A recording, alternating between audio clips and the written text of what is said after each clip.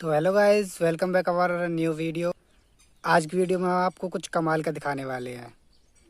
आप लोग ध्रुव राठी को तो जानते होंगे, जिन्होंने कुछ टाइम पहले दी डिक्टेटरशिप के ऊपर वीडियोस बनाई थी। अब इसका अपोजिशन करते हुए कुछ यूट्यूबर्स ने उसको गलत साबित करने के लिए काफ़ी वीडियोस बनाई, जिनमें से एक बंदा था मेन, जिसका नाम है एल्विश यादव।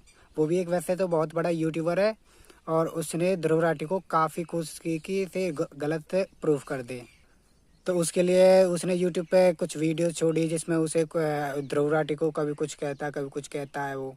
तो उसके रिप्लाई में ध्रुव राठी ने 2 से 3 दिन पहले एक वीडियो छोड़ी है, जिसमें उसकी बातों का कड़ा रिप्लाई देता है। चलिए आज उस वीडियो को हम देखते हैं। तो लेट्स गेट स्टार्टेड। कहाँ है काउंटर, कहाँ है जवाब, कहाँ है? काएं करना बंद कर दे कौवे की तरह, ये रहा जवाब। खतरनाक जॉर्ज सोरोस, जिनके बारे में इतनी कंस्पिरेसी थ्योरीज फैलाई जाती हैं, इनके बीजेपी के साथ मैंने डायरेक्ट लिंक्स दिखा दिए। लेकिन एल्विश ने जो लिंक बताया हर्ष मंदर का मेरे साथ, आप भी सुनकर चौंक जाएंगे कि कोई इस लेवल का बेवकूफ कैसे हो सकता है। वैसे मुझे तो लगता है ये खुद ही इतना बेवकूफ है, क्योंकि इसने ये भी नहीं नोटिस किया कि ये वाला जो आदिल अमन था, जो मेरे फेसबुक ग्रुप में था, उसके नाम की स्पेलिंग अलग थी और इस वाले आदिल अमन के नाम की स्पेलिंग अलग है। ऑलरेडी तेरे ऊपर इतने सारे कोर्ट केसेस चल रहे हैं, जमानत पर तू बाहर है, और फिर वीडियो में ऐसी आकर बकवास करता है कि और तेरे ऊपर कोर्ट केसेस आ जाए। नमस्कार दोस्तों, कभी बिटोड़ा देखा है आपने? ये चीज, इसमें गोबर के बने हुए उपले रखे जाते हैं। हरियाणवी में एक कहावत है कि बिटोड़े के मुंह से उपले ही निकलेंगे। अभी कुछ हफ्ते पहले किसी दोस्त ने मुझे कहा कि एल्विश यादव ने मेरे ऊपर एक वीडियो बनाया है, मेरा क्या कहना है उस वीडियो को लेकर। मैंने कहा भाई क्या यार, क्या उम्मीद करते हो, बिठोड़े के मुंह से उपले ही निकलेंगे। अब वैसे तो दोस्तों इन गोदी यूट्यूबर्स का एक पूरा झुंड बैठा है, जिसने पिछले कुछ महीनों में मेरे ऊपर एक से बढ़कर एक हमले करने की कोशिश करी है। कोई मुझे कभी कुत्ता कहता है, कोई कॉकरोच कहता है, कोई कहता है कि मेरी वाइफ पाकिस्तानी है, तो कोई मुझे बुली कहता है। लेकिन इन सभी में से एल्विश सही मायनों में इन बेवकूफों का सरदार है, क्योंकि जितनी अनाप शनाप बातें इसने अपने वीडियो में करी ना मेरे बारे में, जितने दुनिया भर के झूठ इसने अभी तक जो बात इसने वाकई में सही बात की है, क्योंकि रियलिटी में एल्विश सबसे ज्यादा इसको वो अपोज करने वाला फैलाए उतने शायद ही किसी ने फैलाए। इसने मुझ पर जो वीडियो बनाई उसका कई सारे यूट्यूबर्स ऑलरेडी काउंटर कर चुके हैं। जिन्होंने भगवा रंग पहन रखा वो छपरी है कि सब छपरी हैं, ये जितने भी ये सैफरन गमछा ओढ़ते हैं। अरे एल्विश भाई, ध्रुव राठी ने ये कहीं नहीं कहा कि जो भगवा रंग पहनता है वो छपरी है, बल्कि वो लोग जो भगवा रंग पहन के मस्जिद के सामने जाकर हाथों में तलवार लेके घूमते हैं, वो लोग जो भगवा रंग पहन के राम का नाम खराब करते हैं, वो छपरी हैं।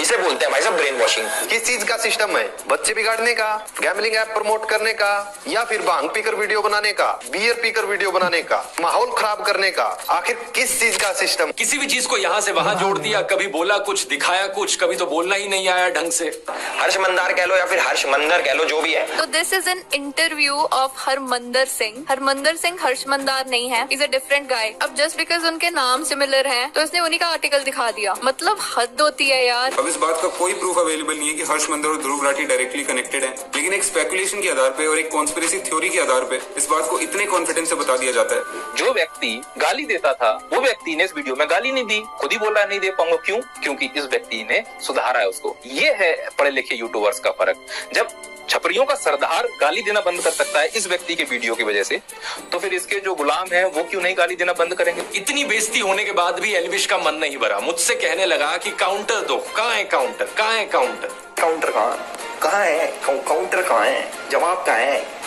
काएं करना बंद कर दे कौवे की तरह, ये रहा जवाब। बस एक चीज कहूंगा, विक्टिम कार्ड मत खेलियो इस वीडियो को देखने के बाद। रोना धोना नहीं चलेगा, पहले भी तू टीवी पर बहुत रोया। लोग मेरे को बोलते थे बीजेपी का दल्ला है। हमारे ध्रुव भाई को एंटी नेशनल्स में इतना इंटरेस्ट क्यों है? करने को कोई कुछ भी कर सकता है, पर इंसान कितना पागल होगा।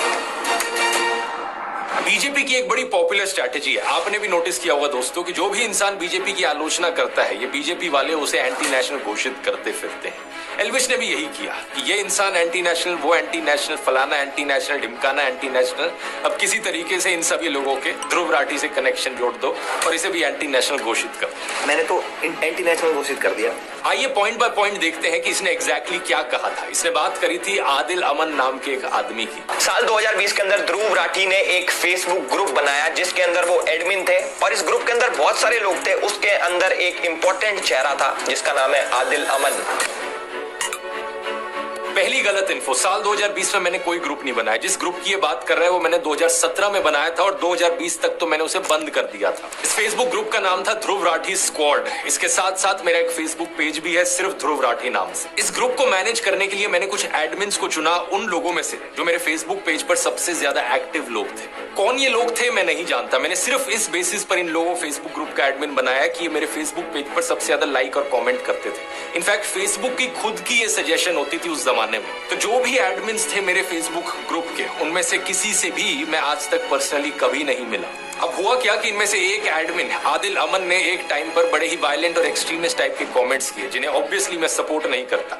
बाकी एडमिन्स ने वो कमेंट्स मुझे दिखाए और मैंने फिर इसे एडमिन की पोजीशन से हटा दिया। अब लॉजिकल सी बात है, मैं हमेशा नाथूराम गोडसे वाली ऐसी मानसिकता का विरोध करता हूं, लेकिन बाद में मैंने रियलाइज किया कि अगर इस तरीके से चलता रहा, इस ग्रुप में कोई कुछ भी लिखेगा, ब्लेम वहां मेरे ऊपर आएगा बाद में। इसलिए साल 2020-21 के अराउंड मैंने इस पूरे फेसबुक ग्रुप को ही शट डाउन कर दिया।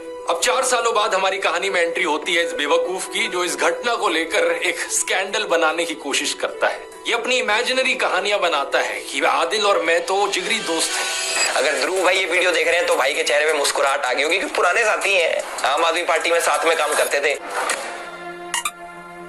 जब प्रधानमंत्री मोदी सड़क छाप मवालियों को ट्विटर पर फॉलो करते हुए दिखते हैं, तब तो ये गोदी इन्फ्लुएंसर सारा लॉजिक लगा देते हैं कि इसमें हमारे प्रधानमंत्री जी की क्या गलती।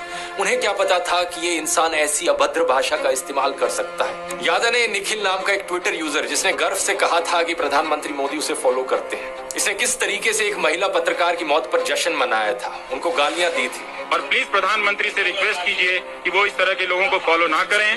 कोई नहीं मिलता उनको हिंदुस्तान में तो मुझे फॉलो कर लें। लेकिन ये इकलौता ऐसा केस नहीं है। ये बीजेपी 2016 पेज जिसने जर्नलिस्ट स्वाति चतुर्वेदी के खिलाफ बहुत ही भद्दी भाषा लिखी, इसे भी नरेंद्र मोदी फॉलो कर रहे थे। BJP 2014 Avnish Choubey, cool Aditya, Mahavir M जैसे कितने और ऐसे थ्रेटनिंग और अब्यूजिव हैंडल्स हैं जिन्हें प्रधानमंत्री फॉलो कर रहे थे। इतना ही नहीं, प्रधानमंत्री मोदी ने तो अंकित जैन, सुरेश नखवा, तेजिंदर बग्गा जैसे कुछ हिंसक गालीबाज ट्रोल्स को अपने ऑफिशियल रेजिडेंस पर पोस्ट भी किया था। क्या पहले चेक नहीं कर सकते थे कि ये कैसे लोग हैं?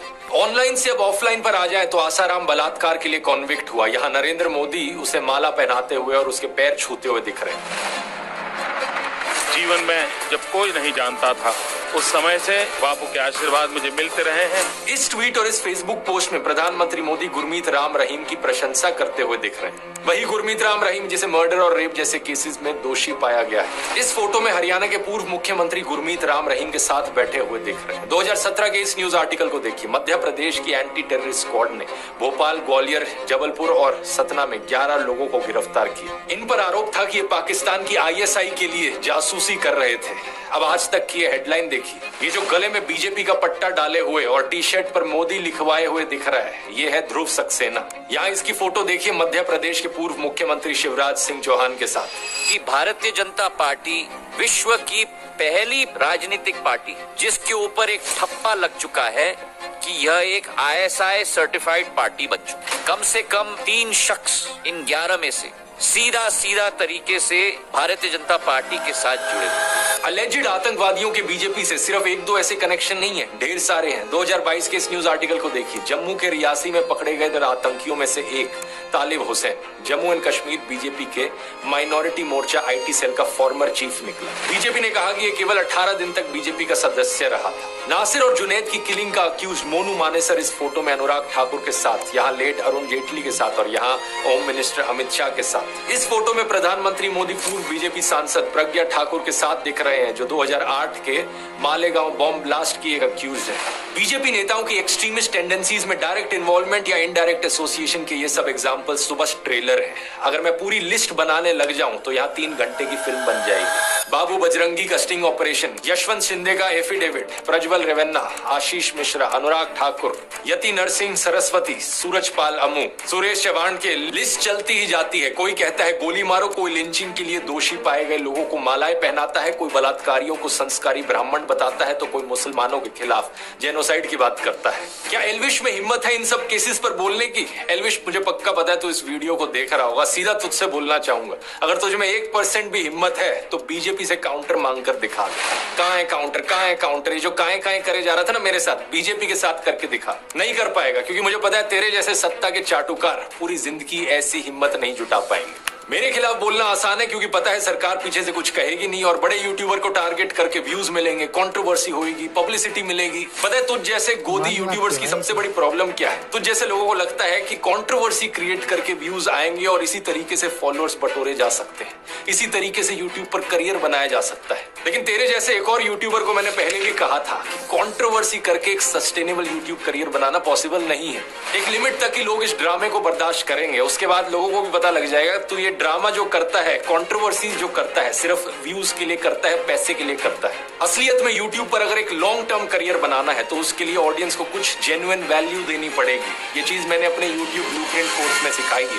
वापस आए तो आगे बंदा बात करता है जॉर्ज सोरस की। तो हर्ष मंदार है वो जॉर्ज सोरस के साथ काम करता है जिसने 8,000 करोड़ की फंडिंग दे रखी है मोदी जैसे राष्ट्रवादी पीएम को हटाने के लिए। ये जॉर्ज सोरस वाला प्रोपेगेंडा आपने जरूर व्हाट्सएप यूनिवर्सिटी पर कभी ना कभी देखा होगा। इसमें Illuminati, new world order, Pakistan, China, America, वामपंथी, JNU, toolkit gang, Khan market gang, Congress वगैरह इन सब की साथ में बात करी जाती है। एक बिल्कुल खिचड़ी बना दी जाती है इन सब बड़े बड़े वर्ड्स की, और ये खिचड़ी मोदी भक्तों को खिलाई जाती है गुड मॉर्निंग मैसेज के साथ व्हाट्सएप पर।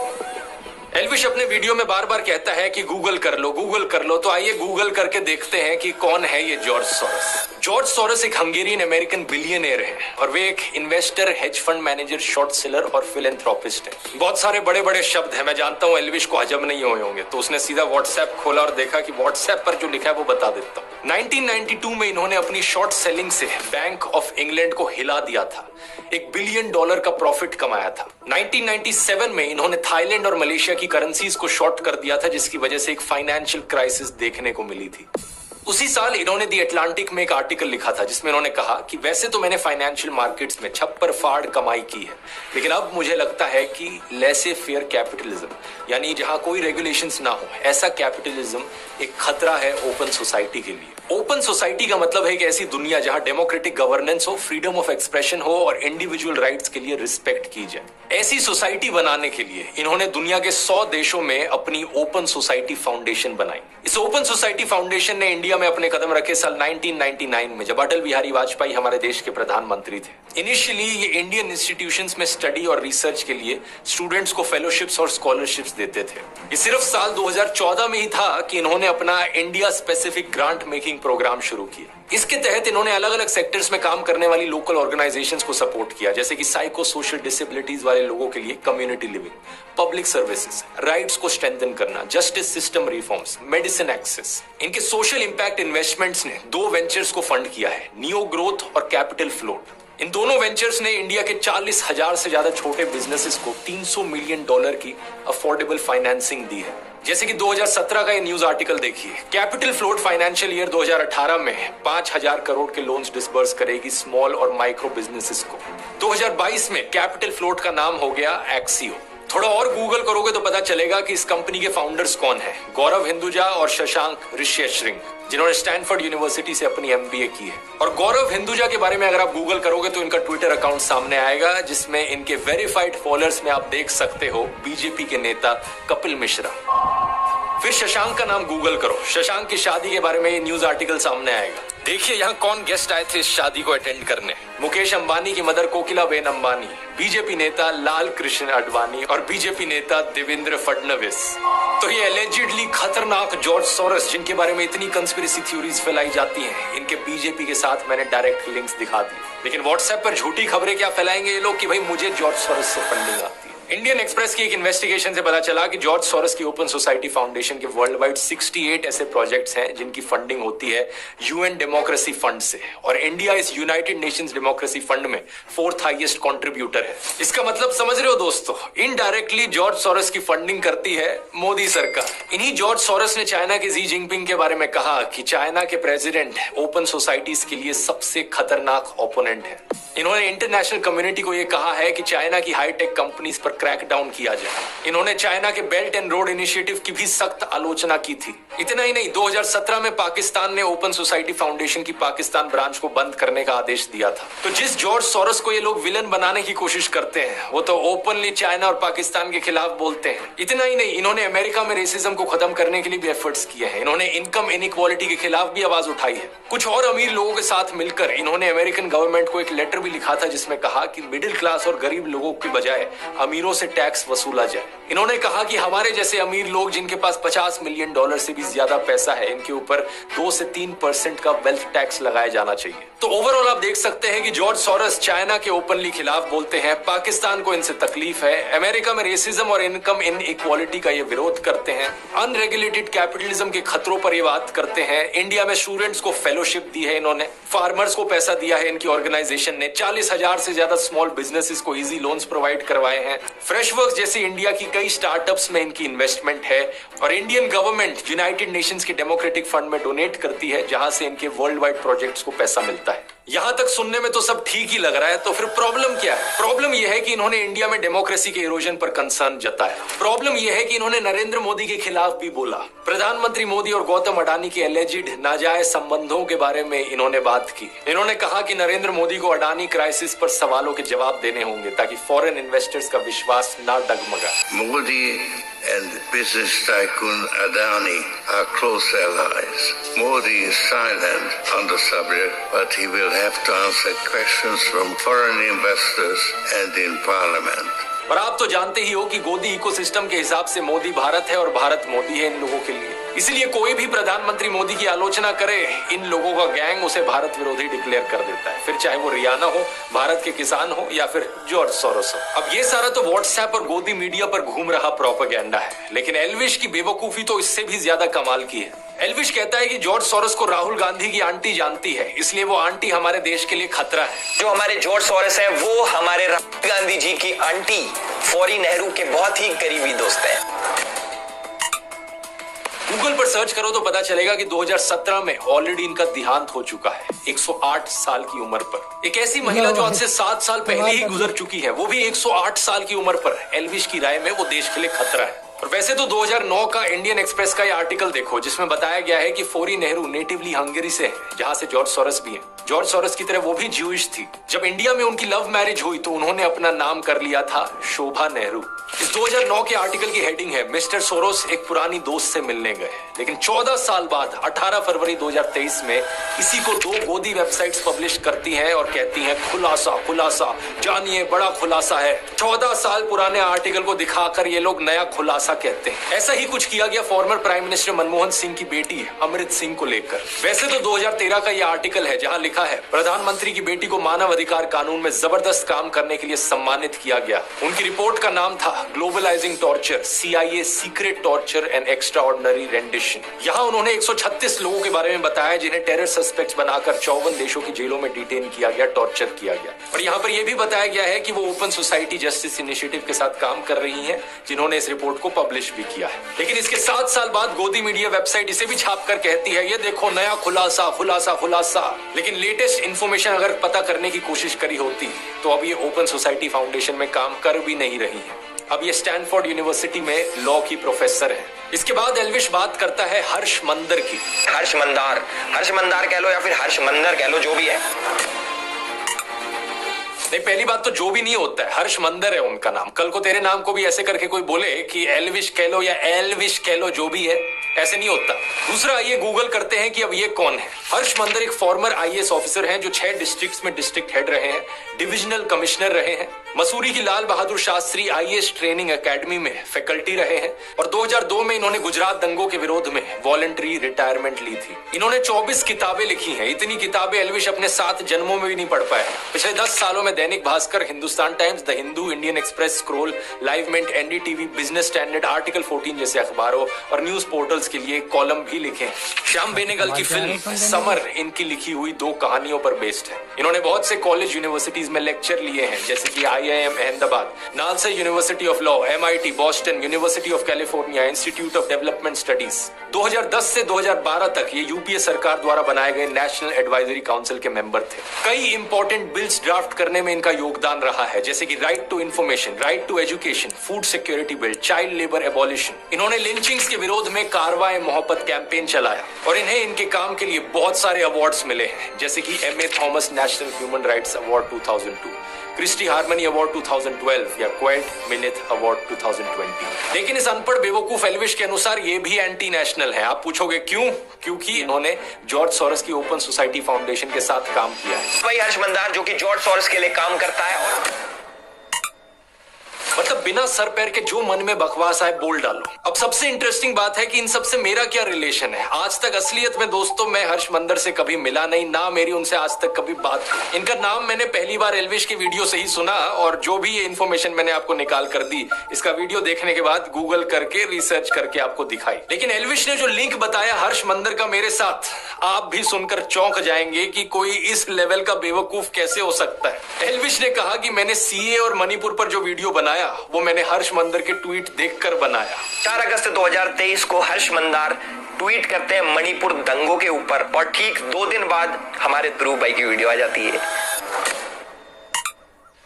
ये ट्वीट और वीडियो की टाइमिंग तो ऐसे दिखा रहा है जैसे कि बहुत बड़ा जासूस बन गया हो, लेकिन यहाँ पर भी इसने गलती करी। 14 दिसंबर 2019 को हर्ष मंदार CAA और NRC के ऊपर एक ट्वीट करता है और ठीक 3 दिन बाद यानी कि 17 दिसंबर 2019 को हमारे ध्रुव भाई as per the tool kit video बनाते हैं। उसके अंदर CAA का जिक्र होता है। असलियत में ये मेरा दूसरा वीडियो था CA NRC के ऊपर। इससे 5 दिन पहले 12 दिसंबर को मैंने पहला वीडियो अपलोड किया था। टोटल में 3 वीडियोस मैंने बनाए थे। तीनों वीडियोस आज के दिन भी यूट्यूब पर अपलोडेड है। आप जाके इन तीनों में से इनके टाइम स्टैम्प्स देख सकते हो कि कब इन्हें अपलोड किया गया। तो पहली बात तो ये प्रूफ ही गलत है, और अगर ये सच भी होता तो इस तरीके से कनेक्शन दिखाना एक बहुत ही अजीबोगरीब चीज है। देश में कोई भी टॉपिक न्यूज में आता है तो ऑफकोर्स जो टॉप यूट्यूबर्स हैं उस पर वीडियोस बनाएंगे, मैं वीडियो बनाऊंगा उस चीज पर। दिसंबर 2019 में न्यूज चैनल्स पर, सोशल मीडिया पर इसकी बहुत चर्चा चल रही थी तो मैंने वीडियो बनाया।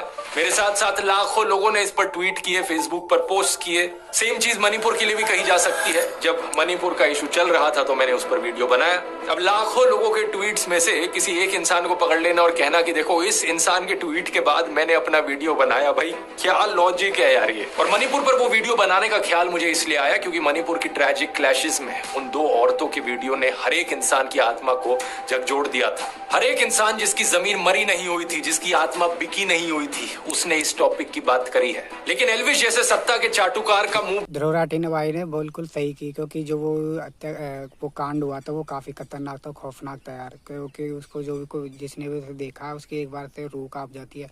क्योंकि यार जब किसी को इतनी ज्यादा बेइज्जत किया जाए और कोई भी उसे सपोर्ट ना करे तो यार दुख सभी को होता है। बाकी आगे देखते वीडियो को। हम तो भैया देश प्रेमी है खूब। अब हमें कुछ भी कह लो देश प्रेम हमारे अंदर भरा है। पूरे शरीर में देश प्रेम भरा है। कुछ शर्म आती है तुझे या नहीं? रिसेंटली तुझसे नीट एग्जाम के बारे में पूछा गया तो तेरे मुंह में छाले पड़ गए, दांत दिखाकर हंसने लगा। गवर्नमेंट नीट एग्जाम, डॉक्टर्स के एग्जाम के पेपर लीक हुए, उस पर आपका क्या कहना है? क्योंकि ऑलरेडी एल्विश प्लीज और तू चाहता है कि बाकी लोग भी तेरी तरह किसी सोशियो पॉलिटिकल इश्यूज पर बोले ही ना कुछ। क्या तू अपने फैंस और व्यूअर्स को बिल्कुल ही बेवकूफ मानता है कि कुछ भी बचकाना बात वो हजम कर लेंगे तेरी? एल्विश को यह अंदेशा तो जरूर था कि ऐसी बचकाना बातों पर लोग यकीन नहीं करेंगे, इसलिए एक और पैंतरा खेला इसने। हर्ष मंदर के साथ मेरा कनेक्शन जोड़ने की कोशिश में ये आदिल अमन को बीच में ले आया। कहने लगा कि आदिल अमन एक्चुअली में अब जर्मनी में रहता है और हर्ष मंदर के साथ काम करता है। सबसे अच्छी बात यह है कि हमारे आदिल अमन भाई भी जर्मनी शिफ्ट हो चुके हैं और 2019 से कारवाए मोहब्बत नाम की एक NGO के साथ काम कर रहे हैं।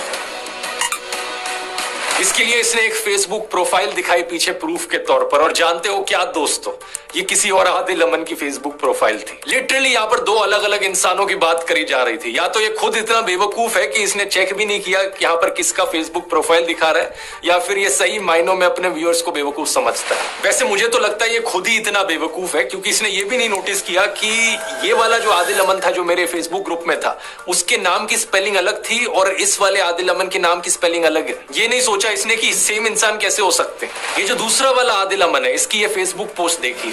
1 जून 2024 की शाम को मुझे दोस्तों ने बताया कि मेरा नाम एक फेसबुक प्रोफाइल एल्विश यादव नाम के यूट्यूबर द्वारा मिसयूज किया जा रहा है। एल्विश जो अभी जमानत से बाहर है, उसके यूट्यूब पर 15 मिलियन सब्सक्राइबर्स है और इंस्टाग्राम पर 16 मिलियन फॉलोअर्स। मैं एक रिसर्चर हूँ और यूनिवर्सिटी ऑफ ग्योटिंगन में मास्टर्स कर रहा हूँ। मेरा किसी भी राजनीतिक पार्टी या उनके स्टूडेंट विंग से कोई भी एफिलिएशन नहीं है, जैसा कि एल्विश ने अपने वीडियो में दावा किया। वीडियो से ही ये क्लियर है कि एल्विश ने जिस कमेंट की बात की है वो मैंने नहीं किया और मेरी फेसबुक प्रोफाइल का इस्तेमाल किया गया मेरे फॉर्मर एम्प्लॉयर हर्ष मंदर और ध्रुव राठी के बीच लिंक दिखाने के लिए। इस जानबूझकर की गई डिफेमेशन, मिस रिप्रेजेंटेशन की वजह से एल्विश के फॉलोअर्स ने गालियों वाले मैसेजेस मेरे फेसबुक इनबॉक्स में भर दिए हैं। मुझे और मेरे परिवार को चोट पहुंचाने की धमकियां दी हैं। ट्विटर पर भी मैंने देखा कि इस मिस इन्फॉर्मेशन की वजह से मेरी गिरफ्तारी की डिमांड करने लगे हैं लोग। अबे बेवकूफ एल्विश, तेरी वजह से कोई निर्दोष आदमी को वहां गालियां मिल रही हैं। शर्म आती है कि नहीं तुझे? आगे देखिए क्या लिखा है। मेरे वकील ने 3 जून को एल्विश यादव को एक लीगल नोटिस भेजा, ये बताते हुए कि जो कमेंट उसने मुझे एट्रीब्यूट किए हैं वो कमेंट मैंने किए ही नहीं और ना ही मैंने किसी प्रोटेस्ट को ऑर्गेनाइज किया है। हमने उसे 3 दिन दिए थे वीडियो हटाने के लिए और एक क्लैरिफिकेशन इशू करने के लिए। 3 दिन बीत चुके हैं और अब मैं एल्विश यादव के खिलाफ एक लीगल केस करूंगा, मेरी रेपुटेशन को नुकसान पहुंचाने के लिए और मेरे परिवार की सेफ्टी को थ्रेटन करने के लिए। इसलिए मैंने वीडियो के शुरू में ही कहा था, रोना मत एल्विश, जो तू बकवास करता है उसका एक्चुअली में किसी की लाइफ पर असर पड़ता है। ऑलरेडी तेरे ऊपर ये तो कर दिया भाई इसने ऐसे। अब तो एल्विश यादव को और भी भारी पड़ने वाला। पहले इस पे काफी सारे केस चले, ये और एक एक्स्ट्रा आ गया। ऑलरेडी तेरे ऊपर इतने सारे कोर्ट केसेस चल रहे हैं, जमानत पर तू बाहर है और फिर वीडियो में ऐसी आकर बकवास करता है कि और तेरे ऊपर कोर्ट केसेस आ जाए। एल्विश ने अपने वीडियो में कहा कि कोई भी आर्टिकल फार्टिकल दिखाकर किसी को भी कुछ भी साबित किया जा सकता है। मान लो कैमरामैन है, मुझे इसको गलत साबित करना है, मैं भाई कर दूंगा कैसे न कैसे करके, आर्टिकल पार्टिकल दिखा के। और यही चीज एग्जैक्टली एल्विश ने अपने वीडियो में करी। मैं पूछना चाहूंगा जरा अपनी ऑडियंस को बता दे, ये सब जो तूने किया सिर्फ व्यूज और पैसे के लिए किया या फिर ऊपर से कोई पे भी कर रहा था तुझे? हर्ष मंदर की बात करते हुए इसने एक आर्टिकल दिखाया, एक लाइन को अंडरलाइन कर दिया कि मेरे माता पिता तांजानिया में ब्रिटिश पुलिस के लिए काम करते थे। अब इस आर्टिकल को देखो, यहां तो मंदर की बजाय सिंह लिखा है। इस आर्टिकल की ये लाइन को मैंने गूगल पर सर्च किया डबल कोट्स के साथ, तो ये वाला आर्टिकल सामने आया। ये एक इंटरव्यू था कैप्टन हरमंदर सिंह के साथ, जो कि एक बहादुर ऑफिसर थे। इनका जन्म साल 1926 तांजानिया में हुआ था और जब वो सिर्फ 33 साल के थे, यानी कि 1959 में चाइना ने तिब्बत पर अटैक कर दिया था। उस समय कैप्टन हरमंदर सिंह ने दलाई लामा को बचाकर भारत लाने में एक अहम भूमिका निभाई थी। पद्म अवार्ड्स की सरकारी वेबसाइट पर हम देख सकते हैं कि इन्हें 1960 में पद्मश्री से सम्मानित किया गया। अबे एल्विश, और कुछ नहीं तो कम से कम ऐसे बहादुर ऑफिसर का तो सम्मान कर लेता। माना कि तू अनपढ़ टाइप का है, लेकिन क्या इतना भी पढ़ना नहीं आता कि हर्ष मंदर और हरमंदर सिंह में डिफरेंशिएट कर सके? और वैसे मैं आपको बता दूं दोस्तों, हर्ष मंदर इन्हीं कैप्टन हरमंदर सिंह के बेटे हैं। यहां पर अगर हर्ष मंदर भी चाहें तो वो भी सीधा सीधा एल्विश के ऊपर डिफेमेशन का केस कर सकते हैं। इतना ही नहीं, former prime minister Manmohan Singh ji की बेटी अमृत सिंह के खिलाफ जो तूने झूठ फैलाया है वो भी केस कर सकती हैं तेरे ऊपर। और तो और मैं भी केस कर सकता हूं तेरे ऊपर डिफेमेशन का। मेरे लॉयर ने कहा कि जो भी तूने बकवास करी है इस वीडियो में वो सीधे तौर पर क्रिमिनल डिफेमेशन का केस बनता है। अगर ये सारे और केसेस कल को तेरे ऊपर हो गए तो फिर विक्टिम कार्ड मत खेलियो। मैंने पहले ही वार्न किया था इस वीडियो में। जितने फालतू के फर्जी लिंक्स एल्विश ने मेरे बनाने की कोशिश करी और लोगों के साथ, उससे सीधा कनेक्शन मैं इसका बना सकता हूं। एल्विश ने अपने एक वीडियो में अखिलेश यादव को सपोर्ट दिखाया था। वैसे हम तो भाई अखिलेश के सपोर्टर है भाई, यादव बिरादरी जिंदाबाद कर रखी है हमने पूरे यूपी में। तो भाई बताओ कि क्यों ना करें हम अखिलेश को सपोर्ट। अखिलेश यादव के अलायंस पार्टनर कौन है? राहुल गांधी। तो अगर ये राहुल गांधी को देशद्रोही ठहरा रहा था वहां पर अपने वीडियो में, तो ये खुद भी देशद्रोही हुआ। और दूसरी तरफ बीजेपी से भी तेरे इतने ही लिंक्स हैं, इतने सारे पॉलिटिशियंस के साथ जाकर तूने फोटो खिंचाई है, शो ऑफ किया है, अपना सपोर्ट जताने की कोशिश करी है। तो चाहे इस तरफ से हो चाहे उस तरफ से, तेरे भी फालतू के कैसे कनेक्शंस बनाए जा सकते हैं और तुझे भी एंटी नेशनल घोषित किया जा सकता है। मैंने तो एंटी नेशनल घोषित कर दिया, अब देखो एनआईए ने पकड़ लिया। एल्विश, तेरे जितने भी झूठ पकड़े हैं मैंने अभी तक सिर्फ 5-6 मिनट के वीडियो के सेक्शन में पकड़े हैं, अभी तो और झूठ पकड़ने बाकी है। पकड़ लिया। तूने और बहुत सारे आरोप लगाए थे मेरे ऊपर कि कैसे मैंने अपने व्हाट्सएप चैनल पर झूठी जानकारी फैलाई, टेलीग्राम पर पोर्नोग्राफिक कंटेंट शेयर किया, क्या क्या बकवास तू इमेजिन करता है। कभी तूने कहा कि मैं कोई फर्जी कॉइन प्रमोट करता हूं, कभी तूने कहा कि मेरा आम आदमी पार्टी के साथ लिंक है। जो तूने गंदगी फैलाई है इसको साफ करने में एक और वीडियो लगेगा। आगे के एक वीडियो में दोस्तों बाकी सारे आरोपों को भी डिटेल में समझेंगे और इस एल्विश यादव की असली पर्सनैलिटी को भी पकड़ेंगे। इतने एल्विश थोड़ा इंट्रोस्पेक्ट कर, अंकल आंटी से जाकर बात कर, उन्हें ये वीडियो दिखा, उन्हें भी बता कि कितने और कोर्ट केसेस अब तेरे ऊपर किए जा सकते हैं। और हाँ, विक्टिम कार्ड मत खेलना, मुझे नहीं चाहिए कि तू दोबारा से जाकर किसी न्यूज चैनल पर रोना धोना कर। अगर आपको दोस्तों तो गाइज आज की वीडियो में इतना ही, बाकी मिलते हैं कभी किसी और वीडियो में। बाकी जो अगली वीडियो आएगी वो आपको मैं ऐसे ही रिएक्ट करके बताऊंगा, दिखाऊंगा। बाकी जो एल्विश यादव के ऊपर जो अगली वीडियो आएगी वो और भी खतरनाक रहेगी। कमाल, वाकई तो कमाल कर दिया ध्रुव भाई ने। बाकी मिलते कभी और। गाइज मेरे को एक बात और बताना कि एल्विश यादव और ध्रुव भाई में कौन सही है। मेरे का अकॉर्डिंग तो क्योंकि ध्रुव भाई सही है, क्योंकि वो ज़्यादातर प्रूफ्स के साथ ही बात करते हैं। और एल्विश यादव तो यार पहले ही वो गुनहगार है, उसके पास काफ़ी केस चल रहे हैं, तो हो सकता है वो भी सही हो, बट मेरे मायने में तो ध्रुव भाई सही है। बाकी आप बताना कमेंट सेक्शन में कौन सही है कौन नहीं है। बाकी हमारे चैनल को सब्सक्राइब जरूर करना। बाय।